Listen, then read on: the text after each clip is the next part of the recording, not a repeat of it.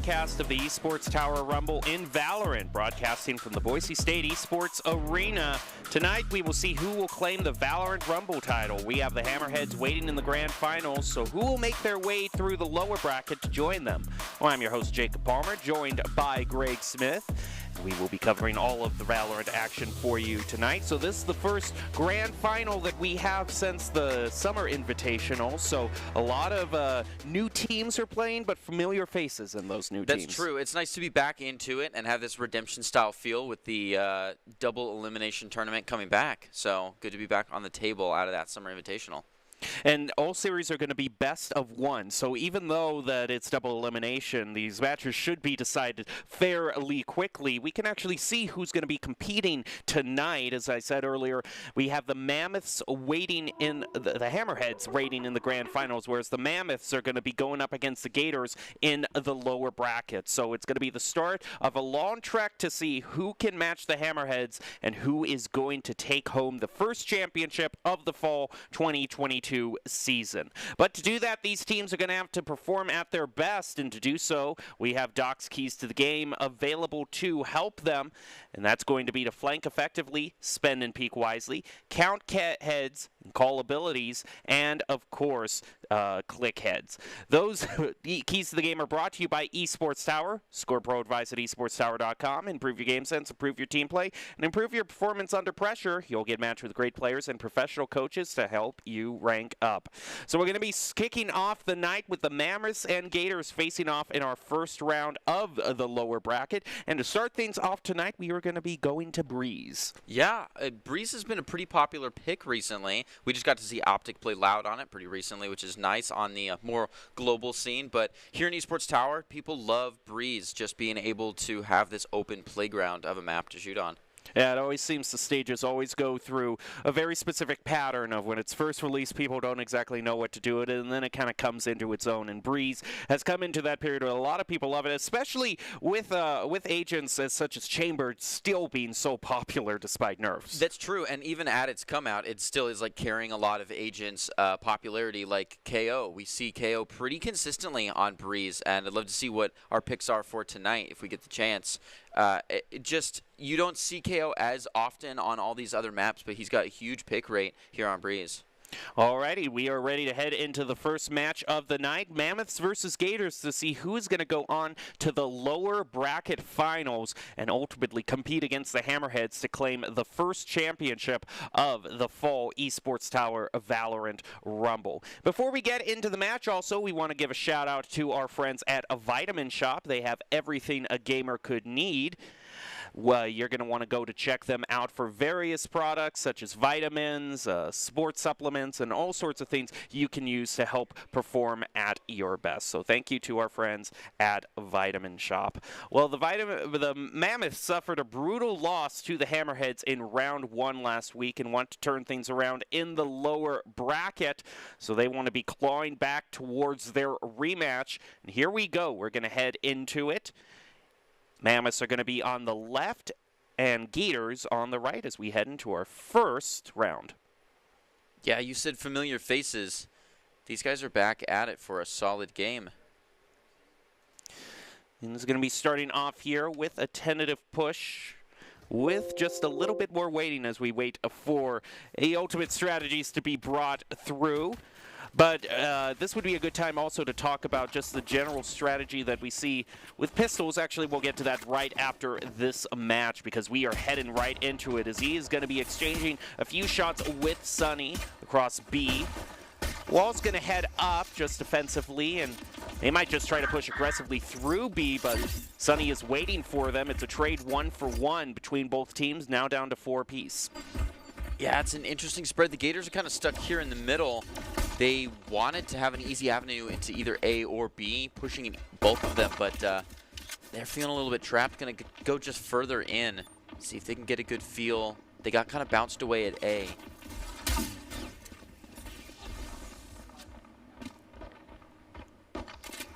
Still making their way down. Toma's going to be the first one to go to Lee. Stronger push onto B site main. It's feeling clear, so they keep moving in. not a whole lot happening. It's pretty loosely guarded. Zulatek and Pryor are going to get a pick apiece, putting the Gators at a sudden disadvantage, making it much harder for them to push through. The spike is down, and Yoru can pick it up, but he does not have enough time to plant it, and that's going to be it for the first round. Mammoths take the lead. Yeah, it was a pretty relaxed first round. Usually we see a lot of energy coming in from the pistol round, but it feels like they want to feel everything out this. Yeah, and I was going to talk just a little bit more. You can kind of get into just kind of the general strategy that we generally expect to see in a pistol round. We don't normally see them go that slow. It's true, but you said it. Their first game, the Mammoths, was a pretty big defeat, so I'm sure they want to be careful about the Gators not getting a good snowball here. All right, we also have a pick onto the Yoru, which we don't see often from the Gators. Yoru and Neon, so two kind of spicy picks for the duelists. See how that works out for them.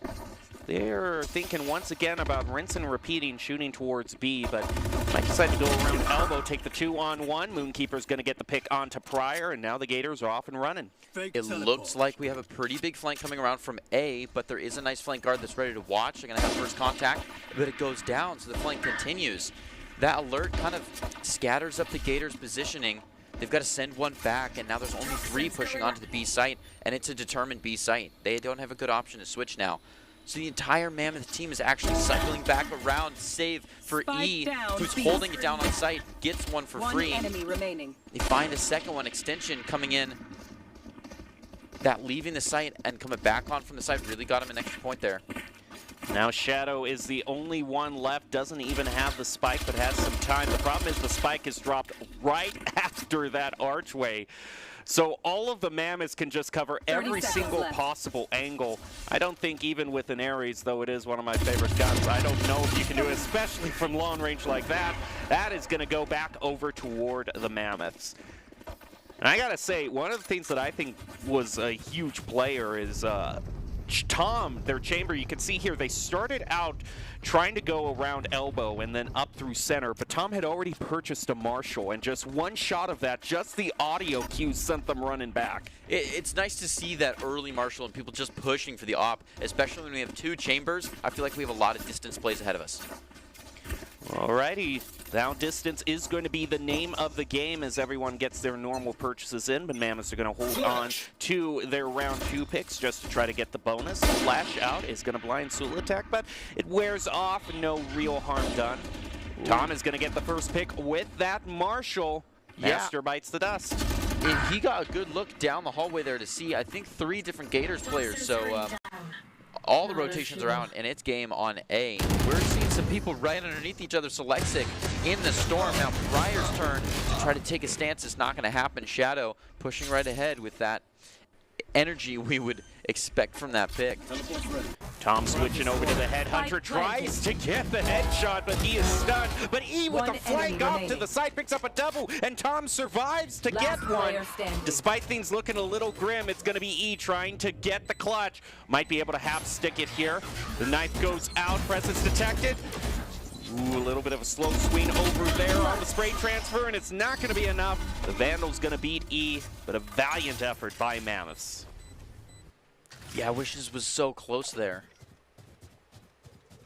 Getting over the spike, knowing to stick it to half, almost took it all the way. Well, now Mammoths are going to be going on to their the 4th round, and nothing too bad about losing that round there. Normally, it's not unheard of since you're not going to your full purchases just to try to bonus it out. And Gators, actually, speaking of not full purchases, I'm seeing a Bulldog out from them, a few classics, so this next round could prove interesting. Zulatek gets the first pick on the Moonkeeper with a headshot. That long distance play definitely coming into its own. Yeah, we can see the Mammoth pacing already changing here on round 4. There's nobody on B site, right? They've gone a little bit forward on B after feeling it out. They know people are mid, and they're already cashing in with it. E made, I think, eye contact with 2 different people and took one look down to Lexic to follow up, and Pryor to get the last 2. That's a flawless run by the Mammoths, but almost not flawless. We see Pryor very, very low on the health there. Well, the coaches really want the Gators to try to work together to in retake situations, try to use their utility to flush out sites. The problem for them is like they're just having trouble getting to the sites with such long sight lines here, especially on mid. It's a real chore for them to even get to A or B with all 5 of their members remaining. Yeah, sometimes it feels a little bit chaotic in their holds. Maybe, you know, working more in packs would be a little bit easier for them, but it is critical on this map to have this flank guard like they do. So the Gators are doing their best here. A lot of space on B that they can take from. Going once again, trying to push over toward B, but E has been pretty darn good at holding down this archway. Moonkeeper's going to throw out their teleport. Only has the shorty available, so this is not necessarily an environment where the shorty thrives, but we'll see how he plays around the wall. And he's just going to wait this out a little bit longer. Yeah, teleporting with the shorty is a big gamble. It could have a good payoff. Gonna keep holding slow. Shadow pulling the ult out and absolutely railing down into A. Takes extension. One more on site that could help him. Good news for Moonkeeper is actually able to pick up a gun, so he's going to be able to use a full Vandal. So that thrifty strategy worked out for him. Now we're on to the post-plant scenario. He is going to take the long rotation around. Time to jump. He's probably going to run into KO in the mid. Another pick brings the teams down to 3-3, and he's not looking the right way, E. This is going to be ugly. Ooh. The quickest 1-for-1.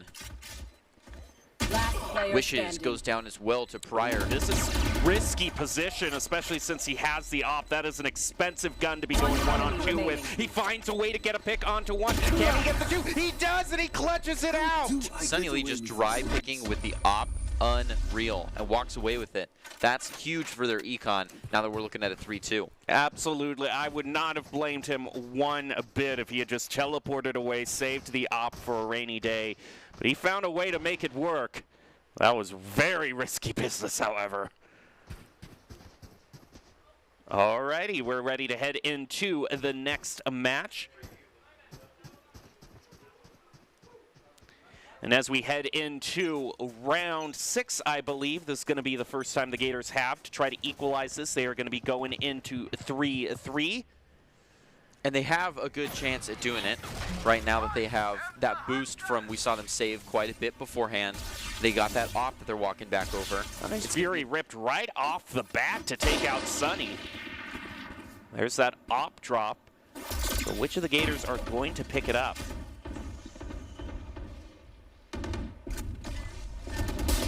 They're playing together. Tom to take Master down. Selexic looking to play in further and catch more off. Owl drone thrown out is going to get a huge move Moonkeeper, and they're just going to wallbang him right through the crates. Beautiful wallbang to bring down the spike. Only 1 left on the map. It's Shadow just trying to get some space. Has a good shot, but E takes him down. Now this is a very important kind of looting opportunity here for the teams because remember, their chamber was holding that op, and the Mammoths, Tom only had a Marshal, so if he can find where that op was, pick it up, that's going to be a huge credit swing back over to the other team. Definitely so. Hopefully they're able to really maximize that. Unfortunately, we did see Chamber with a decent gun go straight down at the very beginning to an early ult. Sad to see that happen, and that can be a big cred swing as well. Now, just based on the cosmetics here, I would wager this is Tom's own op instead. Next? But hey, he's been doing well enough. He's actually going to be getting into a sniper battle with the Gators as we hear the Tour de Force popped. We also see the Yoru mask going up, getting a huge view onto Tom. He's just going to try to get out. It's a close range shot, but the shorty reloads and manages to take him out. Unreal. That was the play to make, though. He got right up in there and stole the op that I'm sure was personal. Sunny Lee with a chance on the E here. He's got another shot. The snake bite comes out. But after that smoke, too, you know they've got to be playing into it. He tries to time it. He playing just as well. Almost another chance. He keeps playing forward. Aggression onto this Tour de Force is so gutsy. Sunny Lee is able to take one down before Selexic catches up. The Mammoths, with 3 alive, push it to 5-2, and that equalizer point that the Gators want is like a carrot on a string. That your teleport play was interesting. It felt like a real kind of all-in, an all-in strategy to kind of pick out the chamber. But when all was said and done, the chamber was really the only thing that the Gators were able to pick up. Overall, the team advantage went way in favor of the Mammoths. We do see they're going to try once again to push up through mid, which has been a risky proposition for them with so many. With Tom locking down mid with these snipers, he's going to bring out Tour de Force as well. Pryor feeling a bit too comfortable on B. Decided to rotate right out. Mammoths understanding there's no necessary to rotation speed. Tom's not going to be impressed with that fake out and takes 2. Second by the shoulder. That was just so effortless. Spike down E now mid. a huge wraparound from abandoning B, leaving it to Pryor. Is able to make it down to take another few out and close up this round. 6-2. So Mammoths, it seems once Tom has been able to get a track of his ops, it has been smooth sailing in no short of the words. Despite an early pick that Shadow got, we saw Tom absolutely pop off, not falling for the decoy, and then just 1 and 2 so effortlessly clicking heads. Of course, the Tour de Force makes it a little bit easier. You need to click bodies, but still, he's putting his ops to good work. Complete mission as ordered. Gators looking a little bit stronger together on this one. Gonna try to push into B. They're thinking nice and slow though. First check. These utilities are coming out, trying to clear that space. They're considering moving up against this wall, but they don't want to play into another person's field like that. And this is a tight corner. He's gonna come around and get taken by Sunny Lee. Not what I had expected. A good shot. That clears a little bit of area there and really moves the Mammoths over to B side. 1 is still stuck deep and decides to continue playing. They might be dropping here on Moonkeeper. Sure enough, that taken. is... Oh, he actually drops through the hatch and it works out. Not often that's a viable move. The but wow. audio cue normally gives it away, but reaction time, I guess, just isn't there for the Gators. It completely turns around this Spike planted. stage. It looks like that early pick onto B was just to kind of try to fake the Mammoths out as Gators move over to A, dropping the Viper's pit. Quick play in and quickly gets mowed down. Yeah, that Viper's Pit is a good hold on to that spot. Sometimes you have to be careful about where exactly you place that because we have different elevations here, but this is a good drop. Here. Master still alive in smoke. Holding down, finds 1. Player Oh, then standing. 2, but can't take it. Pryor gonna be the one to One find enemy remaining. as the air clears up. Wishes just waiting outside, finds the other 2. Gives this map to the Gators, making it 6-3. Yeah, nice job in the Gators holding down that defensive position in a 4-2 situation. That Viper's Pit really seemed to work out well for them. They really didn't seem to be able to predict at all where that Viper was, just hanging out on those crates, getting a little bit of verticality. So sometimes it just pays to make sure you know every single possible angle. Sometimes you have to choose, sometimes you're on, but you need to know them. Moving right in, rinse and repeat is the name of the game. Mammoths holding it very forward are going to be met with Gators. Strong on B. The wall comes back up. Wishes looking to actually move through this time. They were punished last time for not moving through, and the timing just off. Tom is able to slip in and take one for free before going out to Master. Master also finds E though, so several down. There's only 2 left on each side of Master Remaining. to find his 3rd kill. Last player standing. Finally goes down to Pryor. 1-on-1, and they're both on site. Spike in hands. All he needs is either this plant or to see Pryor from a distance. Pryor, though, with a bad read, thinks it's A. Has not seen yet our chamber on the other side. Gators have a chance here. The plant is going down. Sunny Lee now owns this site and could watch from either side. Mammoths are not interested. That would be quite an interesting play if he just wants to, I don't know if he wants to save the Vandal Or if he realizes Sunny Lee has an op, 30 but Sunny seconds Lee left. is also playing this long too. Yeah, the spike never went down, so there's no reason for him to rotate back. This is We heard the spike actuating, but they're playing for each other now. awkward. This is strange. I mean, Yes, okay, Sunny as long Lee- as there's 5 seconds left, you can still plan it. It's true, and he still 10 thinks he's on seconds site. left. He's been All waiting right, the whole there we time. go, there we go. He was just playing the long game. So now the real question is, we find out if Mammoths were just trying to say, okay, he is starting to rotate over to B. So just a bad call on his part. There's 2 or 3 ways he can do it. Will Sunny Lee watch the right angle?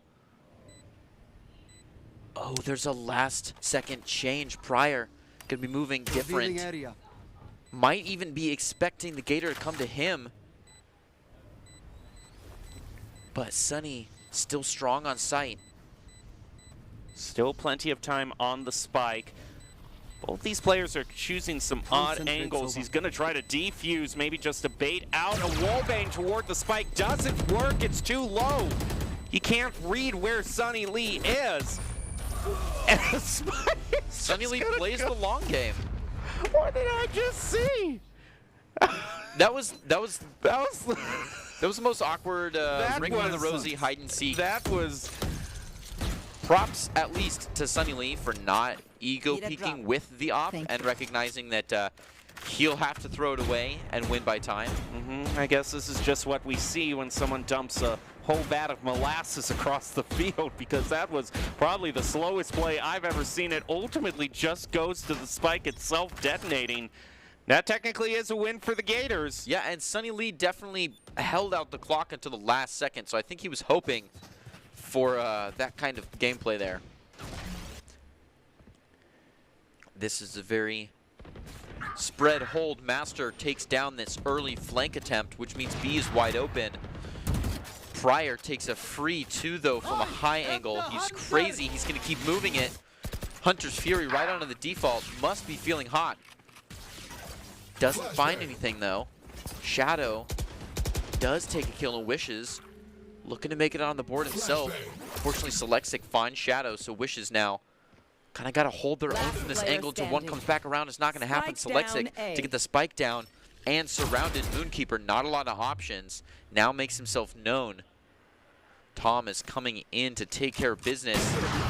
Oh, that is just the equivalent of getting kicked in the teeth. He isn't Last able to round fully in the half. bring out his gun before he's just I can buy for you. completely My massacred by that op. So now we go into 7-4. It's going to be the last round before the swap, so we're going to expect probably just about everything to be used here, both the ultimates available to each team. And the chance for the Mammoths to make it 8-4, which is a lot more of a dominant showing than a 7-5. I know, obvious, basic math, but still, I mean, it works That's out not for you ready. just in terms of mentality and makes it feel much more like a runaway. Wow.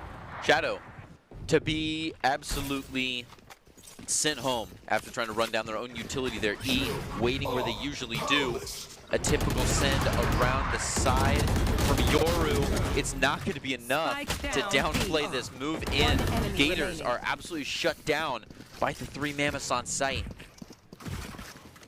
And Switching this is really sides. just a consistent problem that the Gators have had.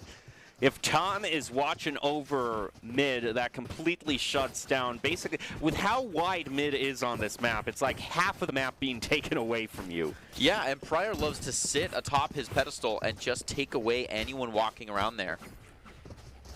Now we're going to move into the next bye phase, 6-4 for the Mammoths.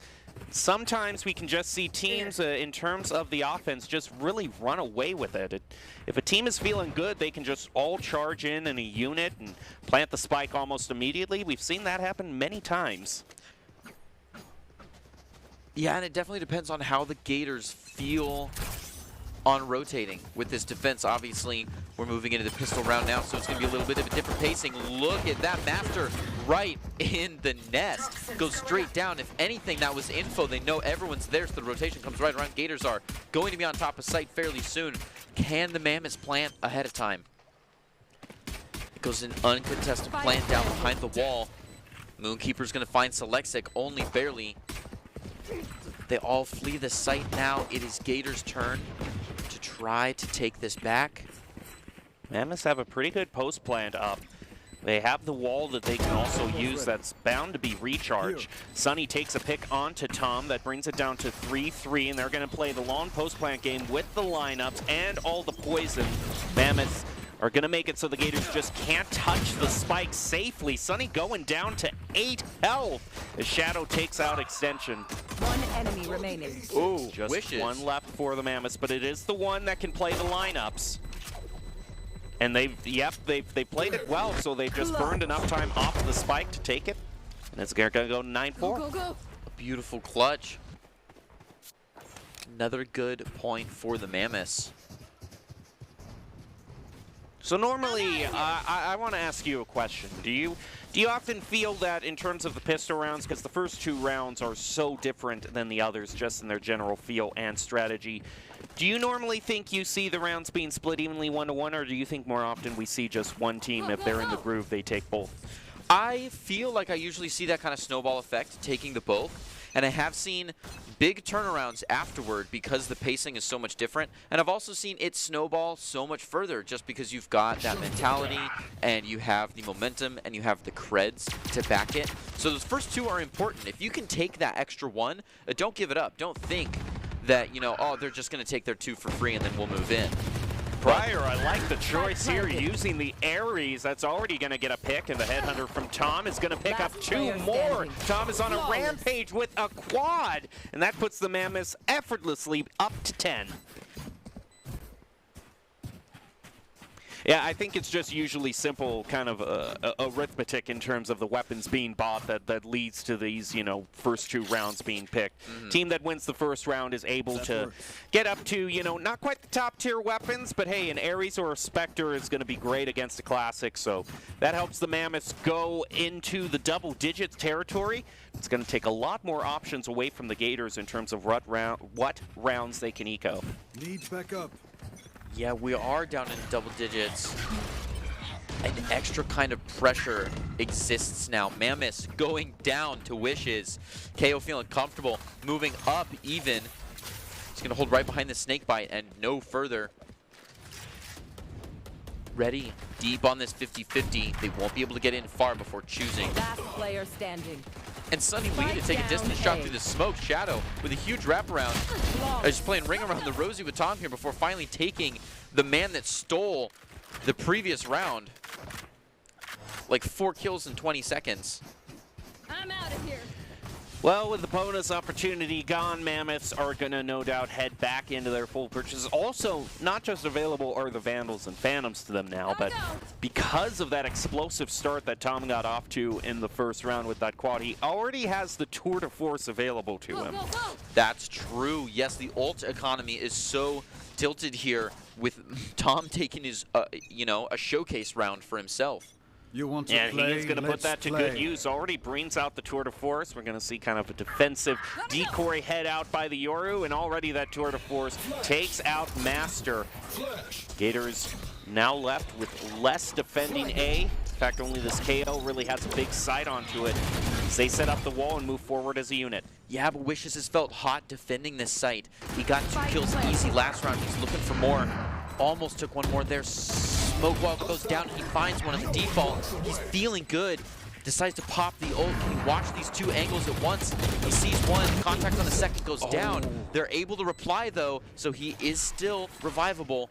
Moonkeeper has finally made his trek across to the other side. Gonna look for a flash. It goes a little bit bouncier than he's expecting. Tries to throw again. Does get deeper that time and actually flashes successfully, giving Shadow an edge, but he can't quite cash in all the way. Wishes finally moving all the way up. Finds his one. And Spike about to go off. Shadow tries to get a little bit of a tap onto it, but it's a 1-to-1. And he just waits out to get the headshot.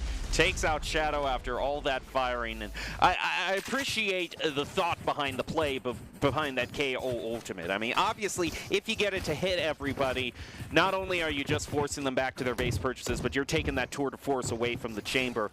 But Tom played that beautifully and just hanging back in cave, away from the radius of that KO ult, and was able to just keep picking off the Gators one by one.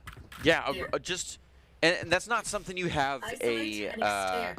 a good warning for. When the KO ult is popped, you've already been hit. So he knew ahead of time to play it loose, give up a couple yards. Oh, it's going to fall for the decoy. First time we've seen that. Yeah, he hunted down that decoy. It's alright though, it's gone. Still 5-5. He on the table trying to play against Shadow here. Wish is going to find Selexic. Moving it deep. We already have Tom in the middle of mid here to find one. Moonkeeper replies. And Gators are, or sorry, Mammoths are forced to rotate. Now it's going to be an even taller task for them to retake this, but luckily for them, A is completely cleared out, and they might just decide to use the Viper's Pit here to get, yes, they're going to do that just so they can make sure that they can plant quick and then move into post-plant. Knife thrown out, that's a long one. Is the lineup worth it? Doesn't look like it hits them. It might have been if people were deeper in, but Oh my, wow. he's Pryor. crazy. E now left in the smoke. Doesn't even need to fight Pryor with a 4K. Yeah, they just sort of conga lined through that door, and Pryor just did. One after the other picked them out. We're going to head to match point now. The opportunity for the Mammoths to advance on in this tournament. Whoever wins this match is going to be facing off against the Wolves. And whoever then wins that in the lower bracket finals will go on to the grand finals. So one last round for the Mammoths to get the win they're looking for. And they'll be moving on. The coaches have stressed the Mammoths not to worry if they fall behind early in rounds. So sometimes this team can lose focus if they start out a few rounds. Luckily for them, that is not the case at all. That's not been the issue. No, they are doing well. They've got a long road ahead of them, even if they make it out of here alive. The Gators are looking to shut down Sunny Lee. Spike Misses planted. a shot onto Selexic. That's a Marshall. Last Down player Tom. standing. There. To keep moving with Selexic right through, they own the site now. And find Attackers Master win. to take the game. Well, you know, Greg, going at it alone can only get you so far. Ultimately, if you want to increase your chances of success, you have to level up your teaming skills. And I think we definitely saw that by the Mammoths. There didn't seem to be one player that just ran away with it. All of them were on fire, from their Chamber to their Viper to their Sova. All of them had their moments.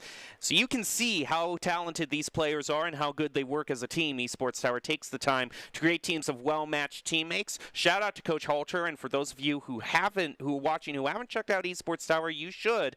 It is the fast track to rank up.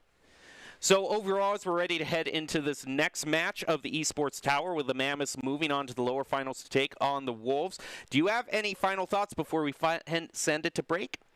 Not really. I think they just got to push nice and strong. They've got a good momentum going. Let's keep it going. Alrighty, we're going to take a short break and be back with the lower finals, find out who goes ahead to face the Hammerheads in the grand finals. We'll be back after this.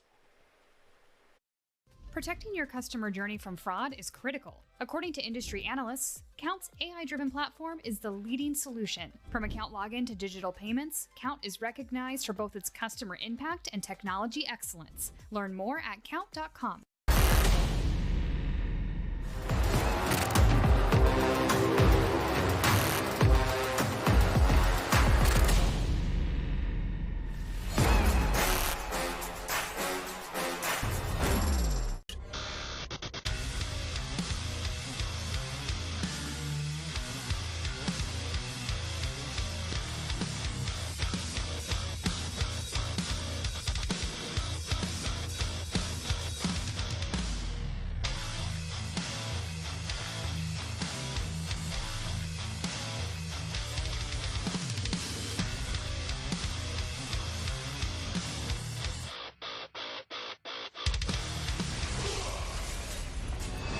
Visit NationalGuard.com to begin your guard adventure.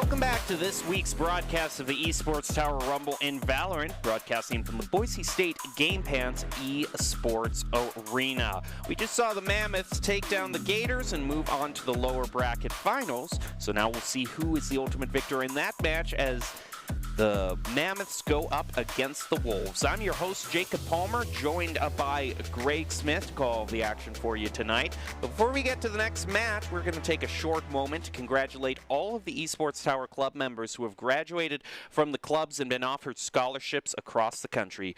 Over the last year, Esports Tower Club members have received over $3.6 million in scholarship awards. These students have not only worked hard on their in-game play, worked hard academically, and have earned these scholarship opportunities. We could not be more excited and proud to see all the opportunities that these players are getting.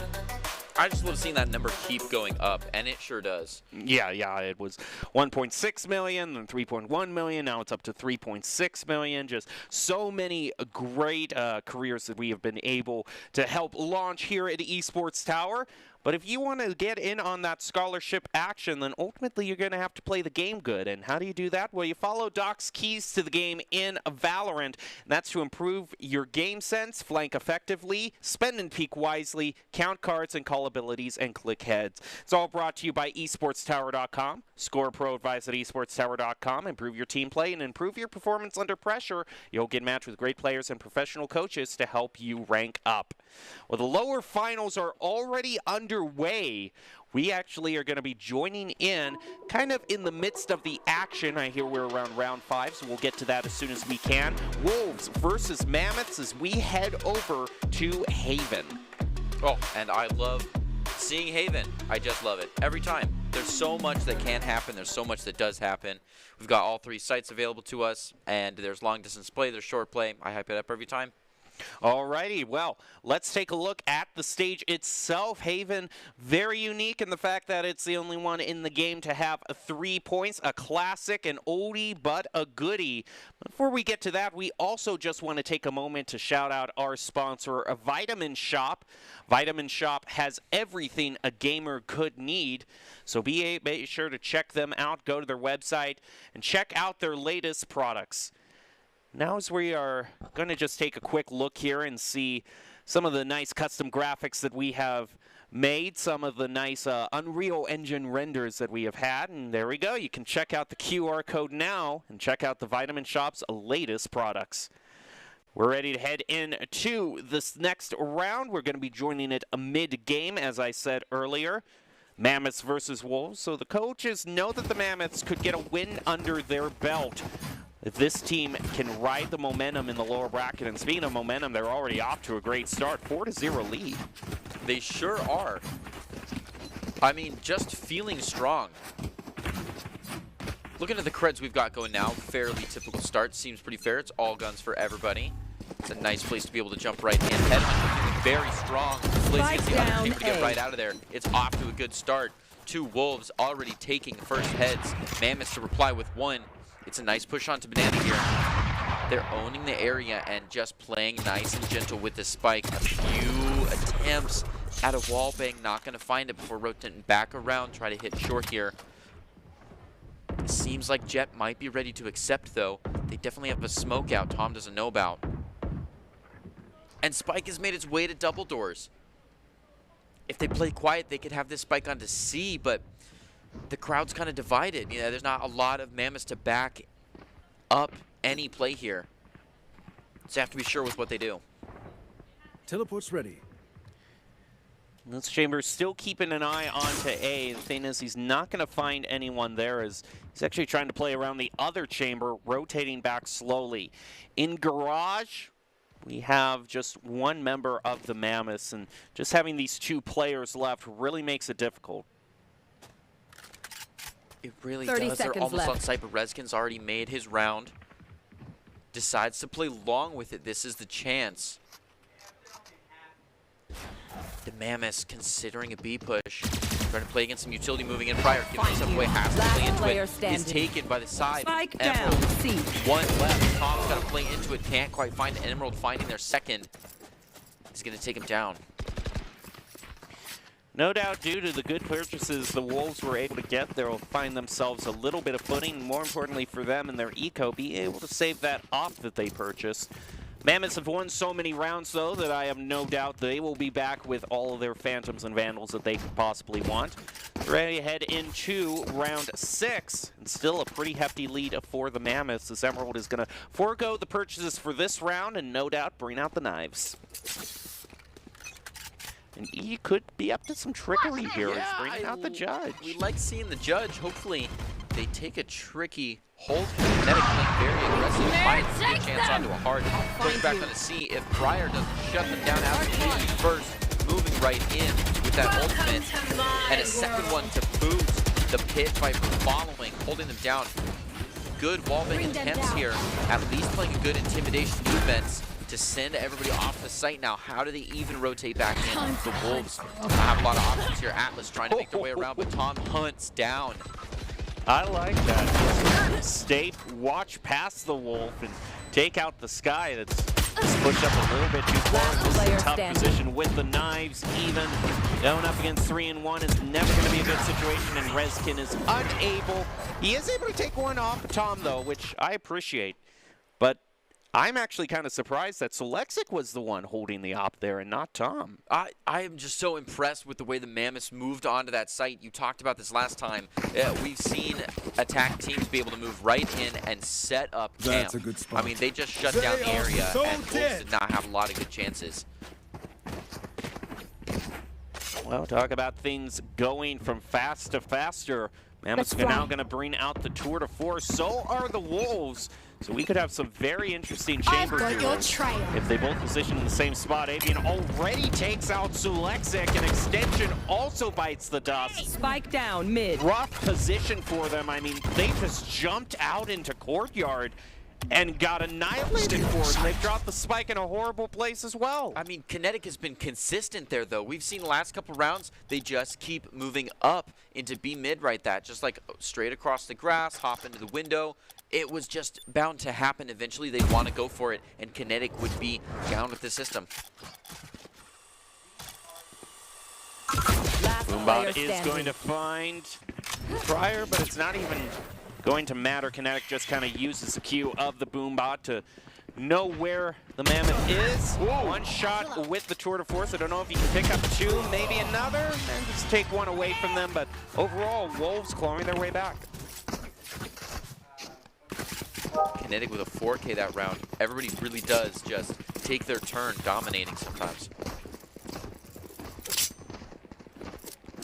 And just a quick look back at what we had to deal with. The Mammoths really were in a tough spot. I think they went so whole ham in there with B. They were just expecting they could do the same play that worked out so well for them before. That once the spike was just that far up the field, there was hardly anything the other two players could do.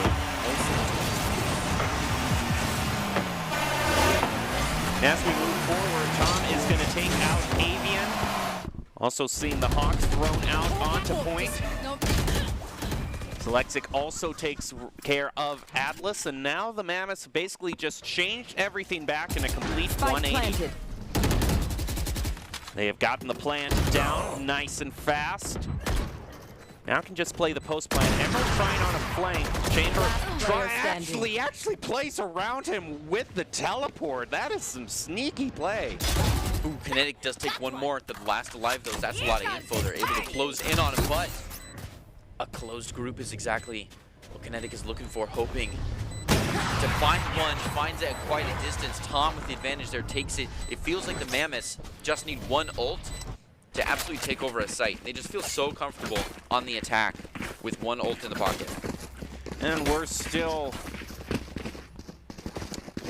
as you're always feeling good when you can take one of those launcher charging ultimates like the Showstopper out of play. Really, maybe probably should have just picked one angle and gone with it, but that op is going to beat the projectile speed of the showstopper They every are single mine. time. So Tom has been really good about that. We saw it in Breeze, and we're seeing it now. He's good about knowing where his positioning should be and knowing that, hey, he can hang back a ways because he's got such a long-range weapon. He's very comfortable just hanging back, unlike Kinetic, who plays forward every time. Tom, unfortunately, is going to take him down. Emerald now very close. Oh, just walked right past the bird. Almost gets two, collateral style, but does go down to E after taking Select Stick. Now, it's going to be Rezkin with just one more looking on to taking this site back. It's a little difficult. Atlas, through the smallest angle, is able to take Pryor and decides to send the Seekers in. Rezkin with a good rotation. Might have a chance here, but they're ready for him. E absolutely shuts down another ultimate. We've had some good ultimate killers. Extension trying to come back onto the site, just waiting for this walk Player around. standing. Atlas too fast, finds him. Just one left. It's E to defend, gets caught out in sewers. And there is indeed enough time for the Wolves to defuse. So saving that and driving it to at least a 3. Best the Mammoths can hope for in this half is a 9-3. And just some great angle plays. It seems the main thing that's catching a lot of these teams off guard are just trying to walk around these angles and having just someone waiting right there at a 90-degree angle ready to take them out through the doorways. Yeah, dry peeking those angles is a rough one, but we're seeing so many strange off angles, like Kinetic being incredibly forward onto the open window, or how we just saw Emerald sitting so close that the bird made it all the way around. Avian with a chance to op, at least make so much eye contact that the rotation is out like lightning, and Emerald is making their way to a huge rotation, meaning Atlas doesn't even need to find a hit here, just wants to waste time, just wants to keep him at bay. Looks like it almost worked. They're starting to rotate back around. Mammoth might be hitting onto Rezkin and Emerald very shortly. There's first contact. Emerald's got to play back a little bit, look for some support, gets ready. That dash. Finds one, gets out, But doesn't gets get tagged. hit with the Prowler and unable to make the escape. Now with fire being exchanged in courtyard toward garage. Mammoths have gotten a slight lead, and they're going to take advantage of that, realizing that A is all the way open. They're going to slowly move over. But Avian, you never know. If you got a good chamber with an op, that can turn things around in an instant. We'll see if that's the Spike case. planted. With that spike down, Wolves get a little bit more info. Start making their way around. No one really ready to intercept them real Teleport's fast. ready. They've got to get on the site.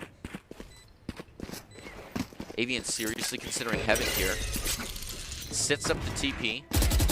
One enemy remaining. Extension to be quick. Now, that TP is compromised and Avian is still setting with it.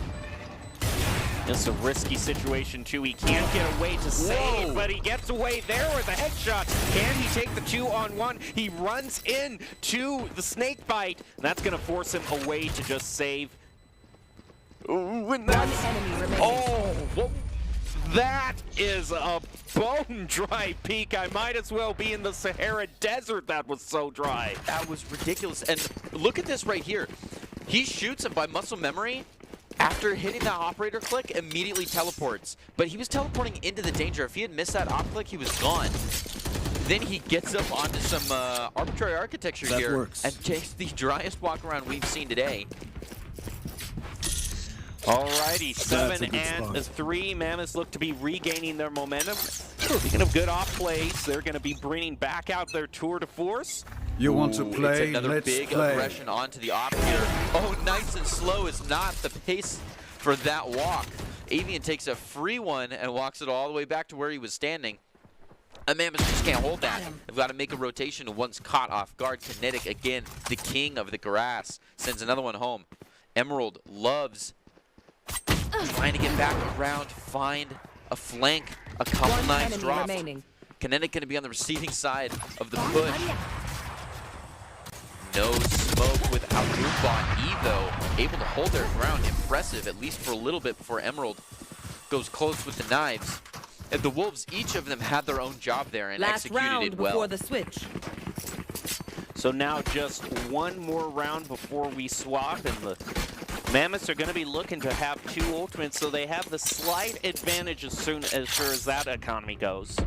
We're just going to have to see if they can indeed draw this to an 8-4. A gift. Or if it's going to go to 7-5, which again, the Mammoths, the last game that they played on Breeze, they also had an 8-4, which led them ultimately to victory. We're going to be seeing also some interesting strategies being brought out. Judges on both sides. Yeah, and it's not a cheap judge, right? It's a judge next to an op. Like they're not being forced to choose this judge. Ooh, Kinetic being shown up in their own area here, being pushed back the window. Now, Mammoth turf.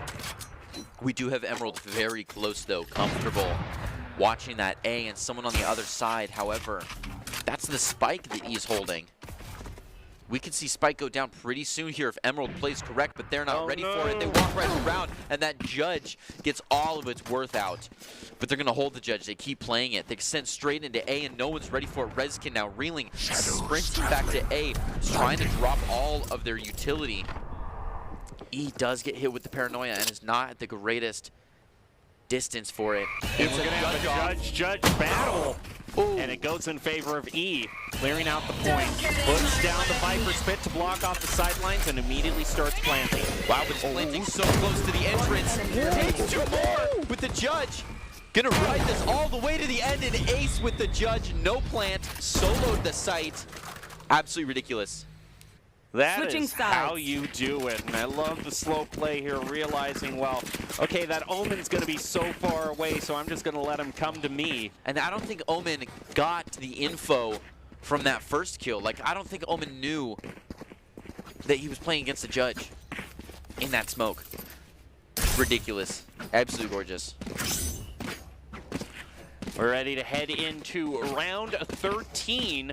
Mammoths having a 4-round lead. Going to be looking to keep on their momentum. But now we head back into pistol rounds, which Mammoths seem to be the more comfortable team in terms of that. Even though we joined them in round 5, it was 4-0, so that means indeed the last 2 pistol rounds Mammoths won at the beginning of this game. If they can win these next 2, they'll go to 10. Tom with the headhunter. Ooh. But no judge is ready for E with the ghost. Finally goes down to Atlas. Now a 3v4 and a little bit of a scramble for the Mammoths, trying to figure out exactly where they want to protect.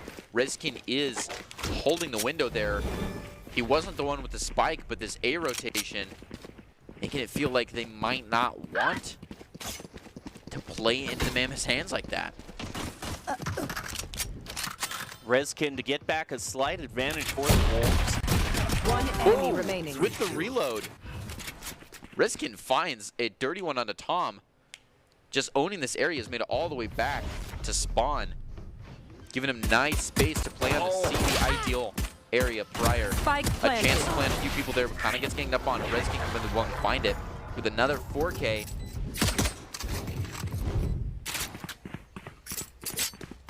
Everybody's just taking a turn doing something crazy. Unfortunately, this was a little bit painful to watch here. Just a little bit too much screen time. Sometimes you just miss those clicks, but you can't let it get to you. You gotta recoup and move forward. Mammoths still have a decent lead. The Wolves are gonna have the advantage now for this round because they're gonna get slightly better guns. I do see one Spectre being brought out. Cover going out. Cover going out. Rezkin dumping utility, trying to make his way up. C though, so much contention, they already own it. Wolves feeling pretty here.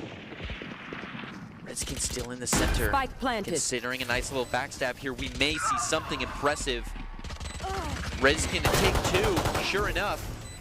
Selexic though, finding One the next enemy one. remaining. Kinetic to find him. The site is totally owned. One more Mammoth left, and it's E with the shorty. It's just not comfortable. They're already coming for him. And he just takes it, not even ready. Eye contact to Kinetic now.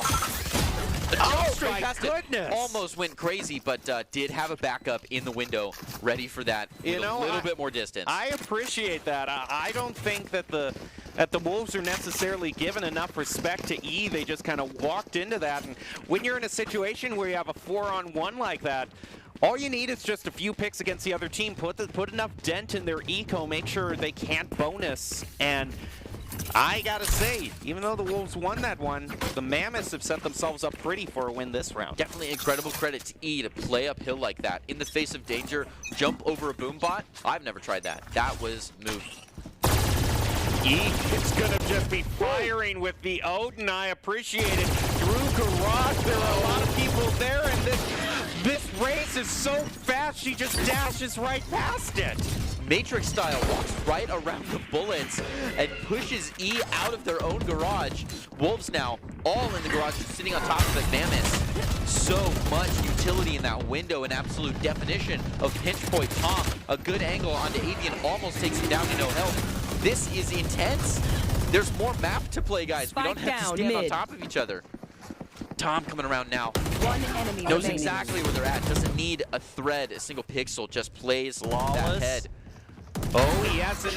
Gets one shot, one kill onto the Omen. The question is, are you going to pick that up? He is going to pick up the Omen and immediately gets taken out with the Phantom. What a fast-paced game, and Mammoths to find another round. It's so back and forth. I can't call it a comeback, but the Wolves keep pushing. Overall, I really like that read from the Mammoths. Just, they realize that it's either been the Odin or the Judge, and we've seen a lot of today of teams realizing, hey, you know, it's a niche, it's more of a niche pick. It doesn't always work. It's more of a cheeky pick, but in situations where it works, it works. All set up. Tom ready to take on the entire stage here. The crouch walk with the Odin coming out. Tom gonna go straight down. Emerald holding strong with it. Where are Finally goes down to Pryor. All on the face of sight, just right behind that choke point. Kinetic to actually peek in and find Selexic. Keeps moving forward. He's punished by Pryor, who finally goes down again. The one-for-ones just do not stop. The lineup's preventing any kind of a plant here. E does not want to see it happen. Ooh, and the Odin battle is lost in the end. And Reskin gives it to the Wolves. So far, it seems the pattern for this round has been Wolves win 2, Mammoths win 1. So that continues. We're probably going to be seeing a tie either in the 10s or 11s, which could drive this to effective overtime. Question is now, are we just going to see kind of standard purchases out for everyone, or are we going to see more niche strategies with the Odin or the Judge? We also see a Marshall being brought out there, so that could be the Mammoths just trying to eco for this round. And it's a big push on to C with one exception. Oh, Emerald to take an early one, playing an Odin twice in a row. Tom is not feeling happy after that one. Kinetic, same energy, plays onto Selexic. They were just meant to be on the same team. Reskin matching energy as well. Checks at 50-50, but not quite soon enough. Definitely not soon enough for a Bucky at that distance. Emerald still taking more, and Atlas is too. It's a whole Odin gang. Pryor now, the one to try to take back this site, but it's so difficult. Tries to send out the Haunt, but it doesn't get far. Holding now with a Classic and a Stinger against several Odins. It doesn't look pretty, and there's not much to save. Kinda just has to wait for them to play into her hands and hope for at least one here. This is where the Mammoths have had a good time. I mean, they look at the patience waiting there. It's actually just going to let them walk by completely. It does not play at all. Maybe now wants to go hunt one down, hoping for something. Gonna let out those audio cues in the grass. Atlas still doesn't respond though, and is gonna go down as a closer to Pryor before they come right back around for him. Yeah, that was interesting. I think they were hoping that even more people were going to walk past with maybe less advantaged guns. I don't know. Do you get that greedy with a Stinger? I mean, I don't know if I have ever been holding a Stinger and say, hey, I'm feeling lucky today. I've definitely never held a Stinger with that close of an angle. Have you seen a Stinger reverse Stay ace? focused. I'm going to pull it off. It has to happen to somebody. All right. Now we don't have to worry about that anymore since the Mammoths have gotten their Vandals. Everything they could need is going to just use a jump peek to try to bait out the op shot, throws out the eye onto C, and quickly retreats. Just flees the site. No reason to play 1v5 when you can hang on for 1 second, let the Seekers come around, Spike play a planted. little bit stronger. So now they have that chance. The ult comes out. Selexic playing from the side has a great chance on a few players, but Tom beats him to it, taking 2. Selexic finally in for their one. Keeps walking. One enemy Atlas not remaining. in a great position. Unfortunately goes down to extension. 1 left. Holds their ground for a little bit before finally going down, and that's another one for the Mammoths, bringing us into double digits if the Wolves can win there too. Talk about saving up. They've got 2 Odins. Just One crazy. One of them they no doubt picked up, I think, from the Wolves, but it seems both the teams have gone all in on the Odin strat. It's funny. It's fun. It works. They keep finding kills. Especially, I think the Odin has been brought in due to the fact that both of these teams have shown a nasty habit of just dry Anyone have peeking a funds little to bit spare? too much. So if you want to take advantage of that and just kind of mow the other people down around corners, then And we've seen good Let's choke understanding them. of the site itself. Having a high pen weapon, it's helpful. There's a lot of wall bangable spots that people have gone down to in this match alone. Here's one example of just owning an angle makes it difficult for Selexic to walk. Toxins going up. that Odin just waits out the ammo clip. Now moves forward to B. Most of the Wolves seem to be focused onto A as Showstopper is brought out. Fired right onto Pryor. Oh, Rezkin a little bit too hot on the reload there. Hops to knife. Goes down. Hit with the Seekers, forcing him to move back indoors. Tom taking the upper vantage point here. Who's he going to Spike see? planted. Is anyone going to peek out? Tom just watching. It's a little bit of a bait balls. With the Odin in hand, Atlas to find it. Extension now, sending in Last player standing. the Trailblazer looking for something. Little sky battle here. Oh, but Kinetic was still on site and takes it from the side. Now a 9 to 10. This was such an unfortunate decision here to trade out the op for the Odin. Tried to go in guns blazing. It always seems like just when you decide not to use the op because no one's peeking out and you're reloading, changing guns, someone peeks out finally. Yeah. Just know they can wait you out. Wait for the right moment. Good timing is the name of the game. Ooh! Spike down. Attacker That spawn. was This is an interesting camera angle, We got a too. beautiful angle of that. Yeah, no, little Odin fight right at the spawn gates. Unfortunately, we see the Wolves lose, but recover the spike quickly. Come charging in. Pryor going to go down to Emerald. Still now a 3v4, and we have ult potential. I would love to see that Viper's Pit popped defensively if possible. Especially with that Odin, that's a threat. Kinetic makes it out of that tripwire. E now has collateral chance. Rizkin's not going to let him. TP's right out there with the spike. Tries to get the plant. Pryor takes it over. Now there's no shot. Avian has got to play this well. How about I spoke too soon? In fact, is the other chamber going to get there into... I think he can pick up that op. So He's got it. very nice change of tempo for the Mammoths. Have now won 2 in a row. That's true. They did have to take a couple 1-for-1 rounds to get there, though, so they're still only those 2 points ahead. As long as they can maintain kind of the general tempo. Again, they are going to run it back with the Odin yet again. He's still sticking on that, and with this an eco round for the Wolves, they're no doubt saving up Get out of my way! crucial match point that's going to be coming up here. Wow. Listen to that. Tom takes an early one and has eye contact on quite a few. This swarm is coming around. Found one. We're seeing flanks from B and C. Mammoths are feeling hot. W key is warmed up. Only problem with Pryor here is that don't want to get too close range. Ray tries to... Oh, is able to play right above chamber. Kinetic said no, close range is the name. He has picked up the off too. They're all ready back yet. now, stuck in this short. This long flank coming out from extension. He is Hopefully- able to pick up one. Emerald brings out the knives. Ooh, just One enemy remaining. The greatest. I felt like I was 3 I could seasons not have made that deep into easier. a romance, like a rom-com. Just the will they, won't they, of this screen time. As they stare into each other's eyes.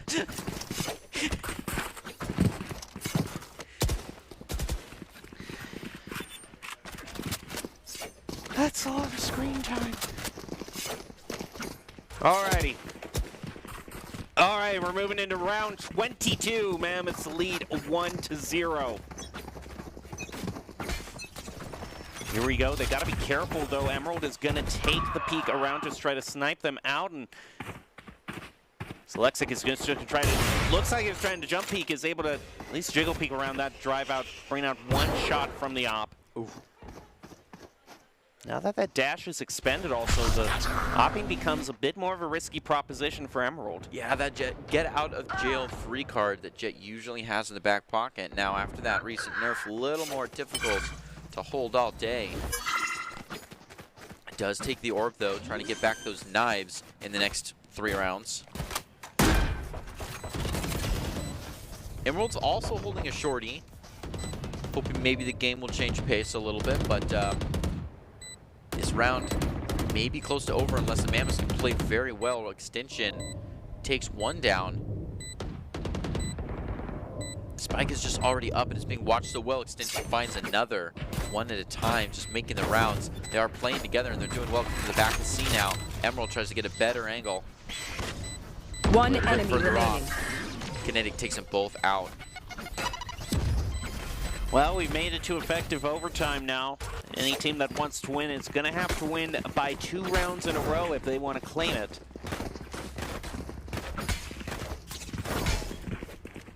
Three ultimates available for the Wolves. They're tour de force, and no doubt they still have that op that they've been picking around. So effectively, double sniper here. We also see an Odin being brought out by the Wolves. Full purchase from everyone, and E also picking up that Odin. You want to play? Let's play. 11-11, walking into overtime with Red. E's not taking any chances. Unfortunately, it goes down to Avian. Slow and steady won the race there.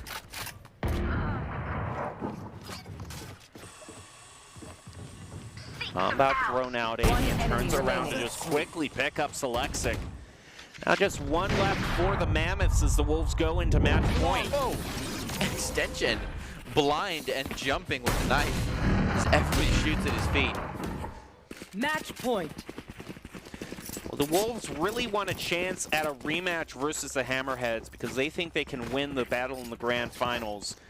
The coaches want to see how the game started versus the Mammoths.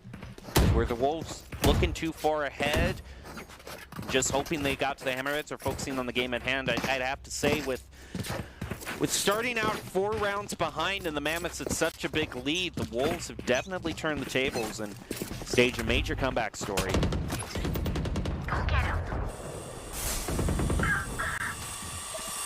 I've got your trail. Well, Bob thrown out. Avian getting the first pick onto E. That's clearing things out for their win against the Mammoths. Seekers are going to be brought out. Kinetic is going to find himself caught out. The Prowler as Nightfall is also used by the Mammoths. I have them. Trademark is going to hit one. Wolves move back onto the point, but haven't planted out quite yet. They are slow playing this. Runs right into the paint shells, and that takes him out. Great play by the Rays. And I think the Wolves, do things still go well, and they're able to take out Flyer here, which they do. They get the win. Attackers Congrats win. to the Wolves for coming back from such a huge deficit in terms of score. Well, if you want to be seen by expert college recruiters, talk directly to esports industry insiders like pro athletes, team general managers, and game producers, then join the club. Esports Tower players get insider access to industry insights, and with our featured Rumbles, recruiters are taking notice too.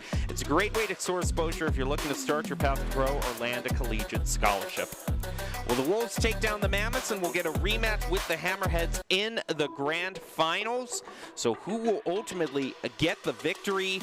Will the Mammoths be able to steal it away from the Hammerheads, or the Wolves, excuse me, be able to steal it away from the Hammerheads? We're running it back. Haven is the next match, so still the same stage, and a lot of excitement to be had as we will crown the first fall champion of the Esports Tower Valorant Rumble. We'll take a short break and be back with the grand finals right after this.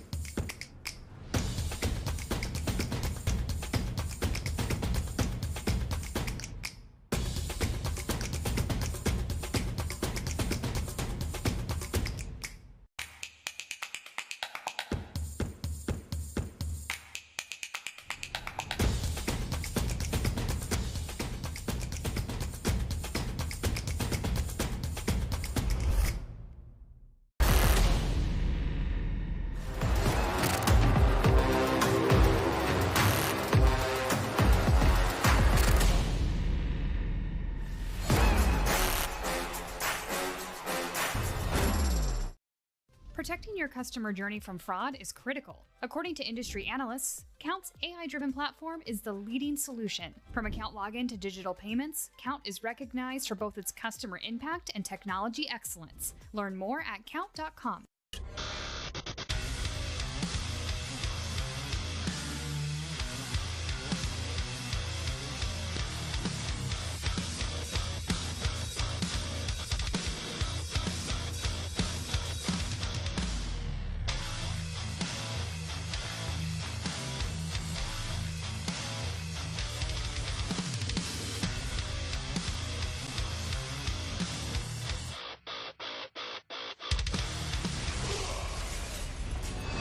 Visit NationalGuard.com to begin your guard adventure.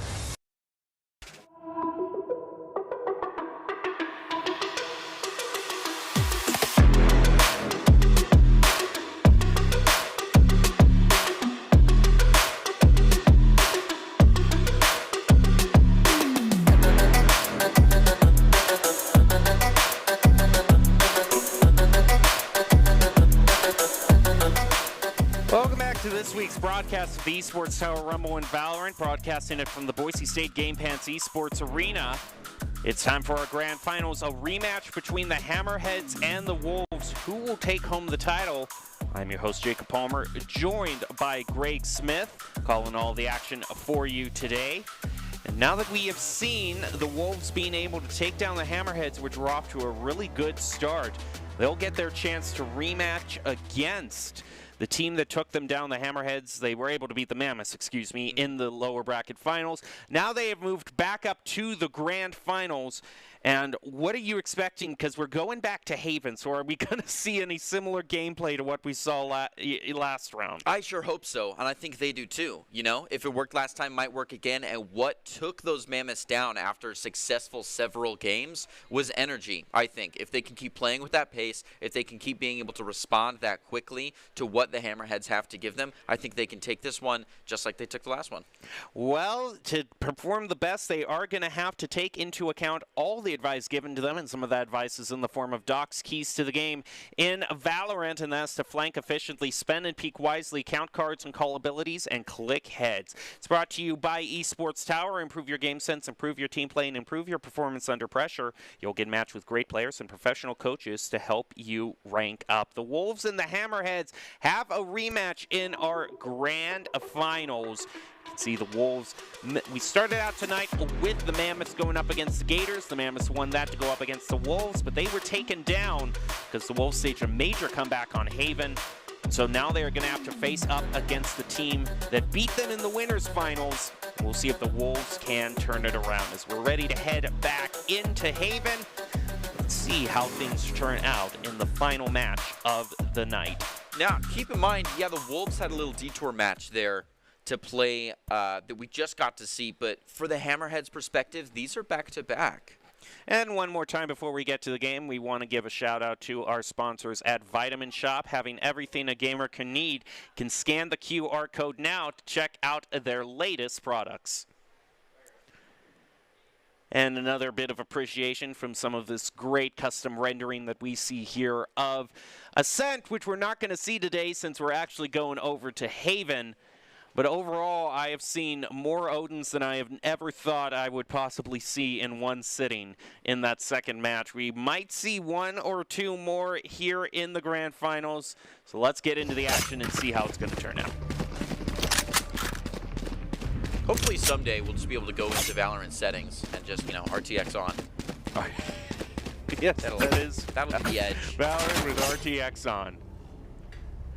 I like it. You gotta. Everyone knows you play those Riot games for the amazing graphics that you're just cranking your graphics card up. I bought a 4090 exclusively so I could play League of Legends in 500 frames a second. Parallel stacking GPUs so that the pick band for the SLI, I don't care if the NVIDIA isn't even supporting it anymore. I'm going to find a way to link two 4090s together.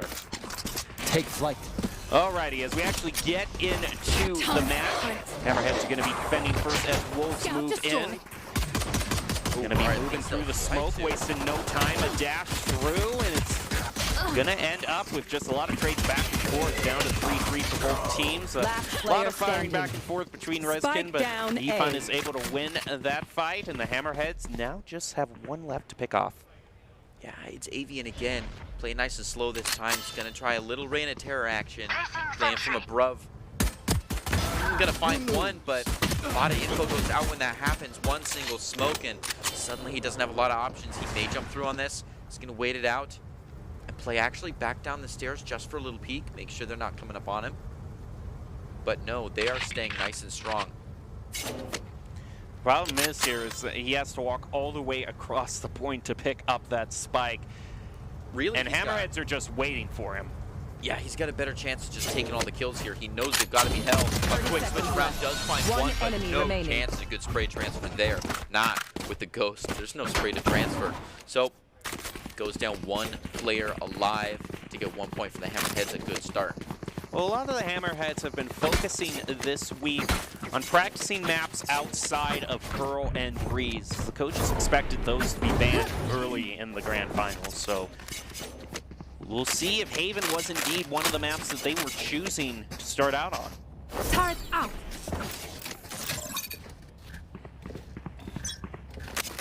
Ready to head into round two. Ifan has already purchased a Marshall, which could make it dangerous for Emerald to peek around, and indeed it is. A shot to the heart. It was a wide angle there, but he's able to find it. Ifan looking for a little bit more. Quick jump peek to feel it out. Kinetic knock and take the bait.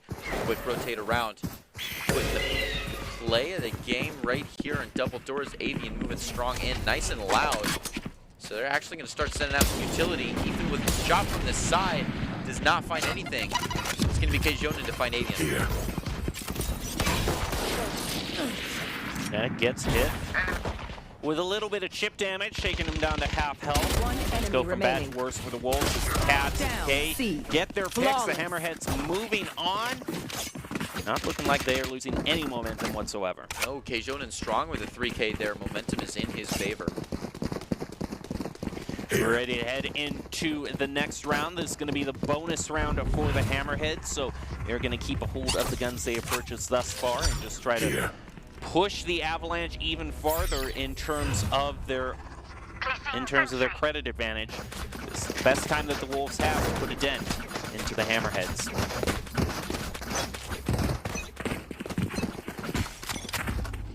Moving right into it. The Wolves feeling strong here, going to come right into Sidebox Arrow.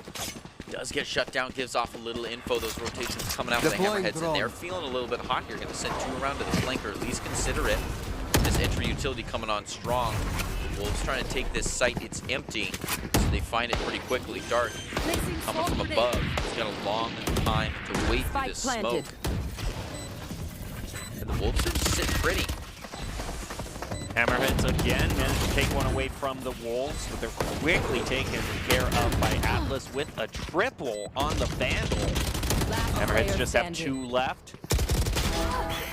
Riz can find one. Dark, though, making their way across before being taken by Atlas's 4th kill. Atlas just absolutely set up camp there. So now this is going to be the one opportunity where they see everyone fighting at full potential. Hammerhead's going to be buying up a lot of Phantoms and Vandals, and question is anyone going to have to be able to match how good Atlas was picking up the quad? Turret out. I love when the kills are still on top of each other, that when we show the kill cam playback, it feels just like a 30-second replay. That is true. There really hasn't been any time to breathe or any time to take a break. Things happen so quickly.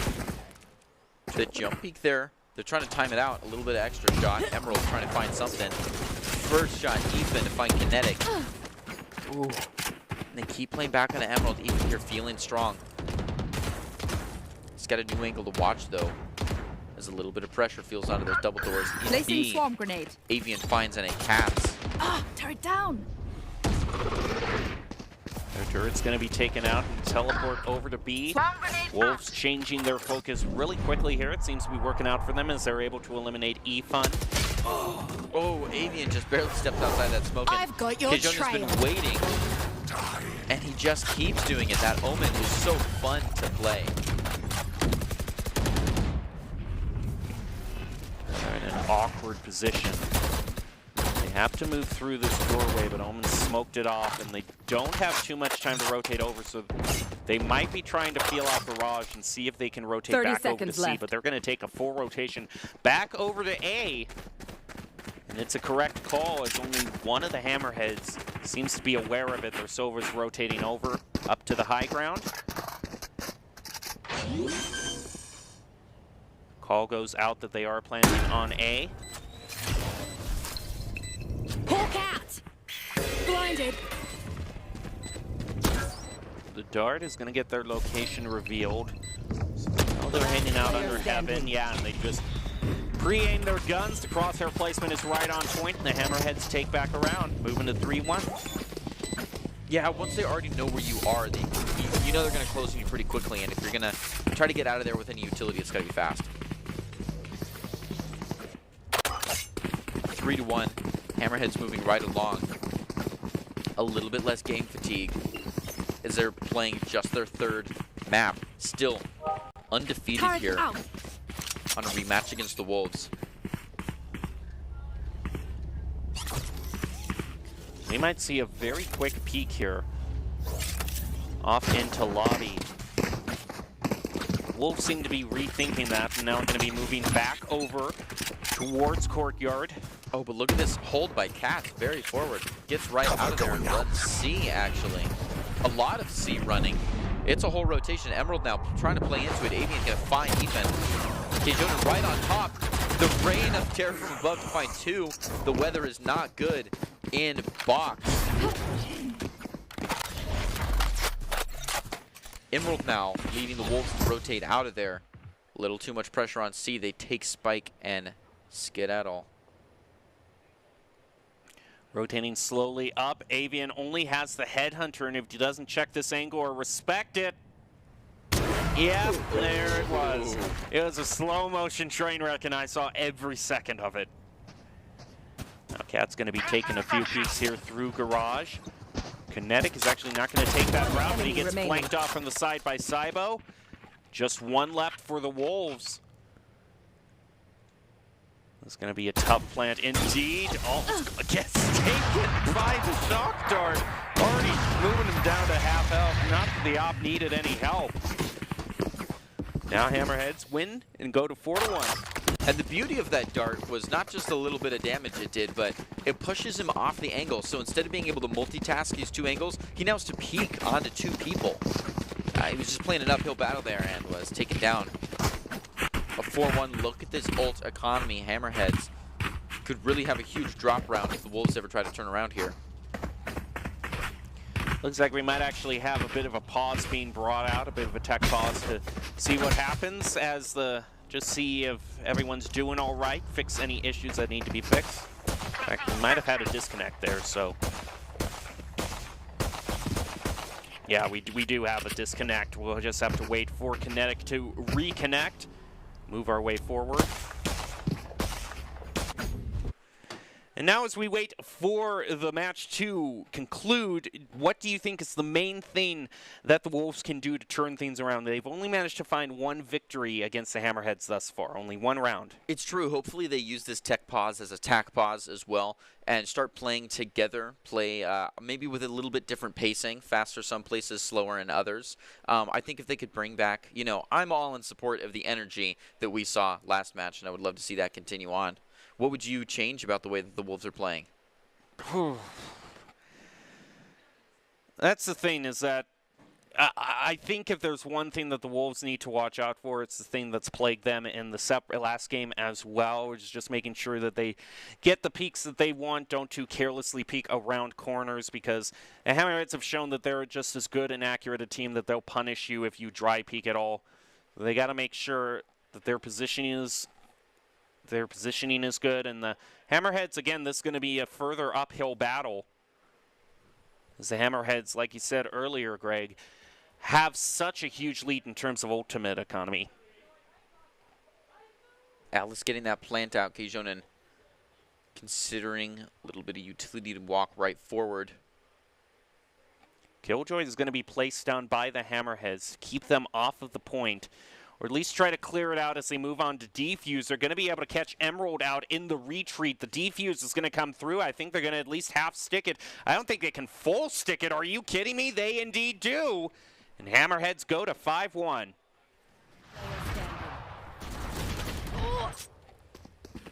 So it does look like, actually, that they probably just realized that, hey, we've got enough people detained under that Killjoy that we've just bought ourselves enough time that we can have someone full stick it. Yeah, counting cards and calling abilities can be the difference, can be the decider for a round. We're now looking at 5-1, and the ultimates we dumped there.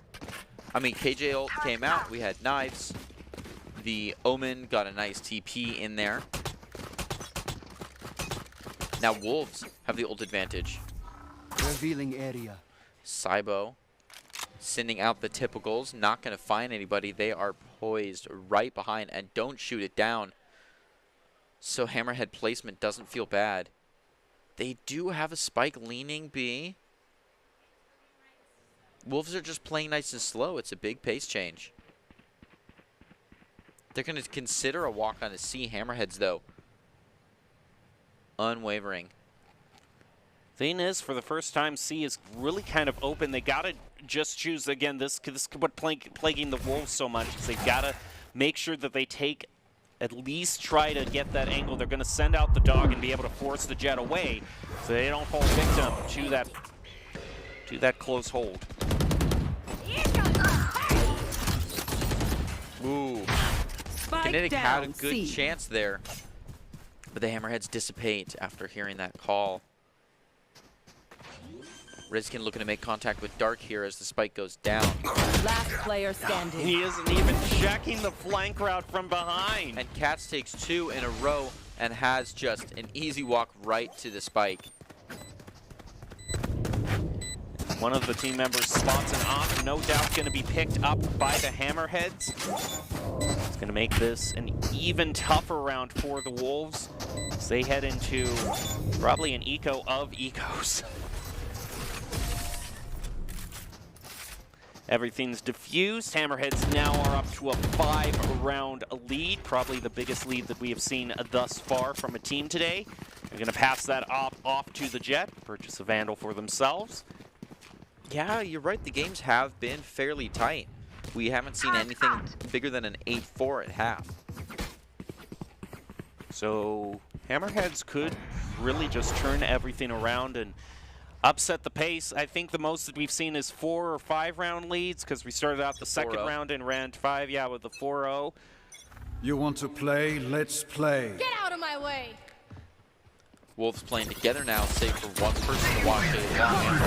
Moving straight in, gets right there, finds one, does not watch their back. Gets to get a nice taste of the off, but doesn't play with it dark. Does find one, gets a little bit of wallbang damage off onto him. Redskin moving right up. Wolves feel they have this site. Spike The planted. Hammerheads in typical position may be threatened by a flank here. Avian has options. Decides to keep waiting grass. Cat's now 2 bleeding. eyes thrown out. Yeah. Overkill. And they just Dark. want to make sure that the Wolves can't see at all. One enemy remaining. And Hammerhead's managing to maintain a enemy slight remaining. lead, but Avian trying to even it up with the tour de force. Now him versus the Sova. He misses on the flick, and that's going to be another round given over to the Hammerheads. Very close, though. Wolves had a chance. I mean, even some time wasting instead of trying for that flick could have gotten it to him. They were very close to watching that spike go off. That one was just crazy. Takes it and keeps walking forward, gets caught. Some real good high pen fights. We've seen a lot of damage through walls here. We head into round 9. Hammerheads could even this up even more. So I think I see the Wolves actually have saved up enough to buy another op. So they're all in for this round. Actually looks like they might have been considering an op, but I don't see one now. Gonna swap over to the Phantom, so they're not gonna spend quite all their credits. But it's not gonna be much solace to Emerald if Ifan is just able to pick him up. Atlas I've got your with a trail. great flank through Garage. That was an angle that Ifan was not checking out whatsoever. Hunter's Fury brought out by Hammerheads. First time we're seeing it this game too. Kinetic just kind of dodges in between each of them. Spike planted. Gonna try to get the double peek. Kinetic is able to get one and out of the way, but with just a sliver of health left. Yeah, after that Hunter's Fury, they were definitely not expecting him to be there, so he took free one with that off angle now. Dark considering moving back on a site, but it's just such Healing over here. a threatening spike. Sorry, smoke. Kinetic finds him. Wolves have got a beautiful chance onto this. Cybo just playing for damage. Ooh, gets a little bit of a Last double, player maybe standing. triple peek there, and goes down to Cats in the end. Sorry, to Kinetic. Cats takes Kinetic. And another one before going on Atlas. A lot of back and forth, but Wolves were atop that spike. Unfortunately, also, it was just, you know, maybe if they could have taken out the Rays a little bit earlier before this heal from the sky could have come through, the round would have turned out differently. It's always extremely frustrating when they're down to basically 5 or less health and they're healed completely back up by one of their healers. But that's just the way it works out sometimes. Hammerheads have been winning so many rounds in a row, though, that they're no doubt they're not going to have to eco for this one. But if things continue to get out of hand for them for another round or two, then the Wolves could really start making a comeback. Kjonen may be considering some kind of eco here. Wow, that's Kjonen finds it with a frenzy. Standing ahead. Cybo playing right into it, gets a little bit of damage off before getting out of there. Kinetic does find one though. It's not entirely fair, and that's a threat you don't want to hear. Kinetic. Yeah, well, it's no longer a threat. Nope, shut down by Ethan with the Sheriff. Able to find finally that frenzy-wielding Kjonen. Avian now moving right up into sight with the spike. It's going to be backed by Emerald. Oh, instead of going for the plant, it's going to watch this angle with the op. Not going to send it off. Decides to plant in the corner, has enough time to do so. Emerald watching heaven here. They get right over the spike. Emerald's got not very many options. Unfortunately, it's going to go down to Dark. Gun With here. everyone from the Wolves taken out, the Hammerheads move into defuse and going to move up to 8-2. The best that they could hope for this round would be 10-2. They're going to pull off a Thrifty. And the fact is, they didn't even need to save there. They had won so many rounds in a row, they could have just full purchased there, but they are playing so well with what they have. They're thinking ahead. Well, they're thinking. I would have said they're thinking ahead 2 or 3 rounds, but it's not going to matter in 2 rounds anyway. So maybe it's just for show. Maybe they think they want to make sure they can full purchase for these next 2 rounds guaranteed. I'm going to go with the second.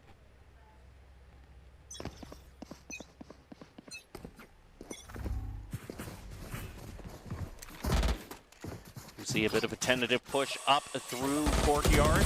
Emerald has picked up the Judge. First time we saw that in a big far cry from the second game where it was Judges and Odins all around, but this game has been a lot more standard in terms of the weapon choices. Reskin is going to be looking out to throw out a few smokes, and Efun is just waiting for one person to go through lobby. Doesn't even need to use the dash away. Now has equipped the dash. Gonna throw out a smoke, take out the other jet. Can't get away, but it's still a 2-for-1 trade. And that Omen ult coming out, everybody now is on site. The gang is back together. Wolves getting that plant down. Reskin being threatened. Oh, almost makes it out of there before Cybo comes in. Considering some utility enter in. Cats with him. Dark goes down. One enemy remaining. Cybo finally barely able to find Atlas, but not before they take out Cats. Now a 1v2 and the spike is ready. But Kjonin. Yep, blitz the attention and finds an easy defuse. Yep, exactly how it should go. They're going to give the ult point over to Sova. Not going to give him the ultimate quite yet, but maybe 1 or 2 eliminations for the last chance to get his ultimate. Last round before the switch. Not that the Hammerheads necessarily need any more of an advantage in terms of ultimates. No, definitely not. They've already got 4-1. Is there one? I believe. No, 4-0. You called that great. I'd love to see a crazy compound ult play here.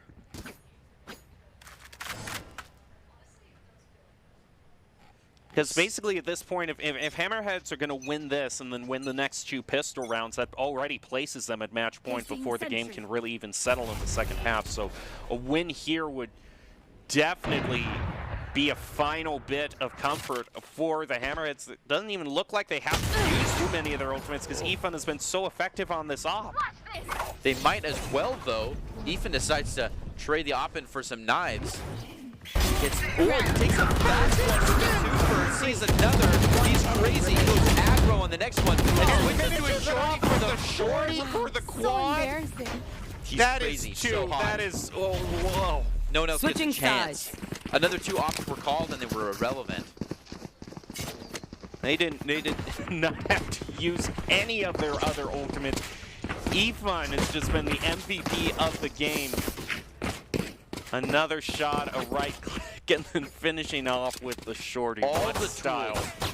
Just move slowly in as the game changed. Started with the op, moved to the close op, and then moved to basically the barrel stuff op.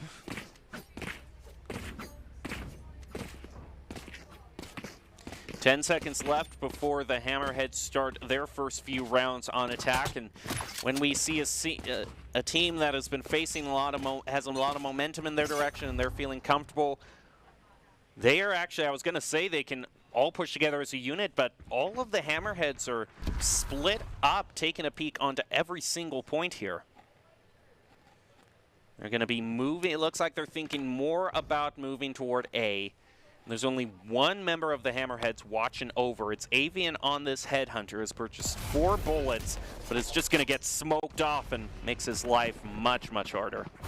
Yeah, it makes Ethan's day a little bit better. And Dark also almost moved on to site. They're going to come in a little bit stronger now that Avian's out of the picture. Ethan to punish someone for not respecting it 50-50 and follows up with another one. He's looking very strong here. This is big. This is the snowball they're looking for to keep it moving. They find another Ethan crazy. That 3K, the catalyst for the 11-2. The Hammerhead's now up in the pistol round. And they are probably going to get every little bit of advantage that they can out of that credit boost for this next round. Going to be trying to get the weapon advantage that they need. Normally we see both rounds taken as the second round's a lot easier once you've got... Yeah, and look at that. They're going all the way for a Phantom this early, too. They just want to close it out right now. Few Bulldogs, one Phantom brought out. Very aggressive onto C, and you can do that early in the game. Atlas does have a Marshall, though. There's a chance here. Who can't quite punish the forward, so Ethan and Kjonen are going to take that space. The rotation is so far. Look at that flank attempt that kind of falls apart. They've got to just cut the hypotenuse and run for the garage here that it looks like Hammerheads are just going to leave open. Hammerheads are really trusting their lineups here, or maybe trusting this angle down long. The spike in default, that's an option.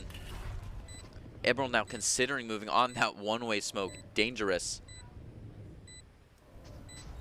Looking for this first peek, makes contact. They swing out onto it. Kjonen playing off the contact, finds one. Little bit of chip damage coming out to everyone stuck in the corner here. Kjonen down to only 30. Falls to Avian's Marshall, who also takes Ethan. They're right in the spike, but man, it's just so hard to get it low on time. Hammerheads find 13. Yeah, even if they could have won those 2-1-1s, I don't think they had enough time to go for the defuse. Really rough point now for the Wolves. Would have to win 10 rounds in a row just to drive it to overtime. So overall, I think the Hammerheads are just going to be content to just try to bonus here, and if they don't win this round, they've got 9 more chances. Yeah, and I mean, bonusing with a Phantom, it hardly feels like a bonus. You know, they're not even... They have such an eco advantage right now that they're feeling fine to push onto this rinse and repeat style straight on a can't even get away. I mean, look at that. He's running away, and they've already gotten him down to 36 health. Yeah, Atlas was totally refused there. The vision denial was incredible. Spike planted. And they just go for the quick plant and then setting back up for the long angles on the post plant. It's worked out for them before, and they're just going to run it back again. Yeah, Hammerheads are ready to check out Ethan to take one. Cat's in a beautiful position to find some extra here in the grass. Last player standing. Rezkin going to go down to Ethan's knives. And that's going to be it. With Hammerheads win the grand finals 13-2. Undisputed champions, I would say. Well, if you want to be seen by expert college recruiters, talk directly to esports industry insiders like pro athletes, team general managers, and game producers, then join the club. Esports Tower players get insider access to industry insights, and with our featured rumbles, recruiters are taking notice too. It's a great way to secure your path to pro or land a collegiate scholarship. Well, now as we get time to name the player of the game, we get to give our nominations, and I would have to say, I think we might be thinking of the same person, Ethan. I was going to say Ethan. Yep, there's several people, though, that got beautiful 4Ks. We saw the craziest ace.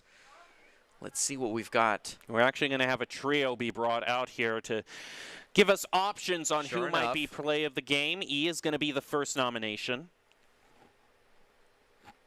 Who had a couple great plays, definitely helped drive the Mammoths in their early rally. Overall, it wouldn't have been enough, though, for them to get the victory. And then Avian's going to be the next one. And Avian has just had a presence on the field the whole time. Oh, yes, with this long. Yep, not only taking advantage of the geometry, but just... Wow. What can I say? Did the devs want Avian on the team? Where's he? Get out of here, E-Fun. It would have had to have been E-Fun. I mean, come on. The way he popped out there. But Atlas is going to be the other option, I suppose. At that point. Yeah, he did have a good hold there onto the Atlas did do a lot of damage. If those are options, I might have to give it to Avian.